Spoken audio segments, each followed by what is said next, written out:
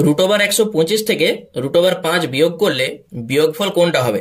চারটা অপশনের মধ্যে কোনটা ঠিক সেটা আমাদের জানতে চাইছে। দেখো, √125 থেকে √5 বিয়োগ করো। এই √125 মানে কত?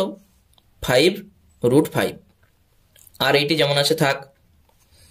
125কে তুমি যদি রুট করো, 25 গুণিত 5, √25 জন্য 5 হয়, আর ভিতরে 5 থাকে।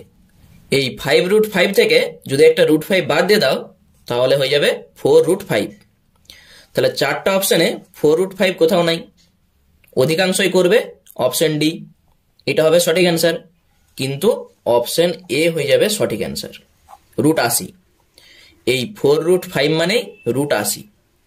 দেখো, তুমি যদি √80কে ভাঙো কি আসবে? √12। 4 গুণিত 4 20 80 হয়। আবার 4 গুণিত 20 মানে 4 গুণিত 5, দুটা 4-এর জন্য একটা 4 বেরিয়ে গেল, আর ভিতরে আছে 5। তাহলে 4√5 মানে √80 হয়। অপশন এ হয়ে যাবে সঠিক অ্যান্সার।